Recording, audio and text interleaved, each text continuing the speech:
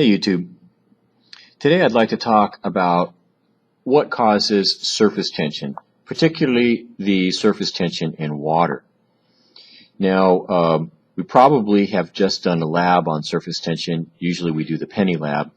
And students often ask me, why does the water form a bubble on the penny? Well, it has to do with surface tension, and let's talk about how that happens. First off, surface tension is caused by the intermolecular attractions, the IMA, between water molecules. Intermolecular, so it's between the molecules themselves. The little molecules are attracted to each other. Intermolecular attractions between the water molecules. Yes, you have to write that down. Intermolecular attractions. So here is a diagram of a water molecule. A water molecule, H2O, has an oxygen in the center, and it has two bonds. It has a bond to a hydrogen and another bond to a hydrogen over here.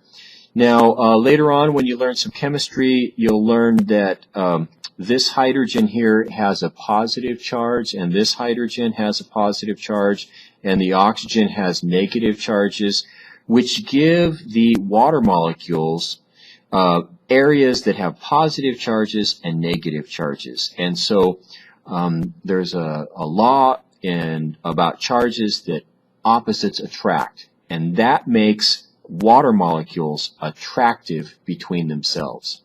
So the water molecules have positive and negative charges on them. No need right now to worry about why those charges exist. They simply are there.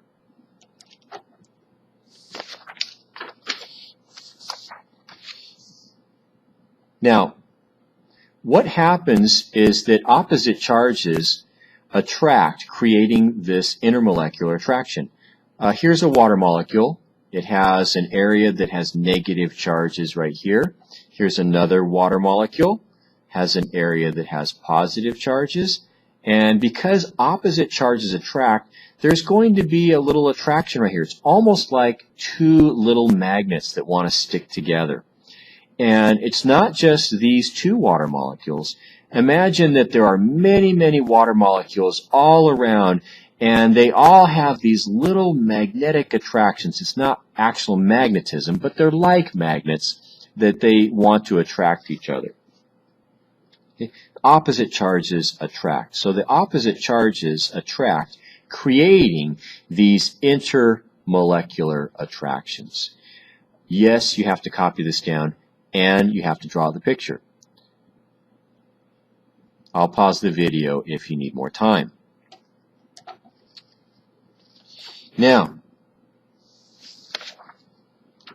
what happens in the water? This is the surface of the water. There are no water molecules above this, but there are plenty of water molecules below. The little blue circles are going to represent water molecules, and the little black arrows represent these attractive forces. Now, I want you to first off look at this water molecule. He's floating around in the middle of the bubble, middle of the water. And you notice that he has attraction to this molecule, and to this molecule, and to this molecule, and to this molecule. And so these attractions are in all directions. And so we say that these attractive forces are balanced. In other words, that this attractive force will cancel out this attractive force, and this attractive force cancels this one, so it's almost like there are no forces at all on him, because all of the forces are balanced. And so this water molecule is free to float around and move through the water. He swims around because all of the forces on him are balanced. Now, let's take a look at this water molecule. This water molecule is different. He's on the surface, so there are no water molecules above him that he can be attracted to. He's attracted to his neighbor on the left. He's attracted to his neighbor on the right. He's attracted to his neighbor below, but nothing above. So although these two forces will balance each other and cancel each other out, this attractive force downward or into the water is not balanced by anything. So for this water molecule here, the surface water molecule, there is a net pull on him. There's a pull on this surface water molecule, pulling him down into the water.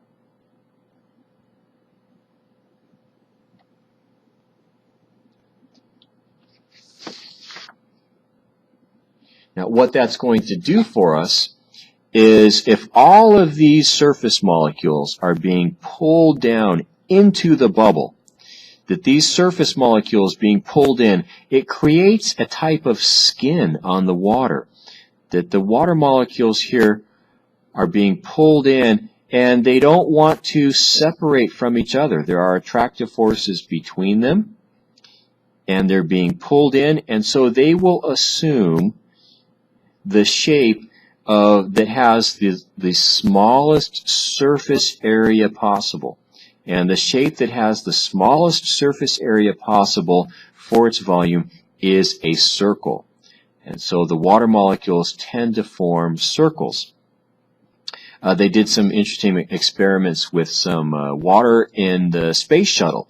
And they noticed that when they had blobs of water floating around in space on the space shuttle where there was very, very little gravity, that the water actually formed little, or actually very large bubbles, very circles, because of the skin that was formed on the outside. The skin being created by all of these water molecules being pulled to the interior of the water, and so the water tries to form the shape with the least amount of surface area. So, to recap, what causes surface tension? Surface tension is caused by the intermolecular attractions between the water molecules. Intermolecular attractions. Have a great day, you two.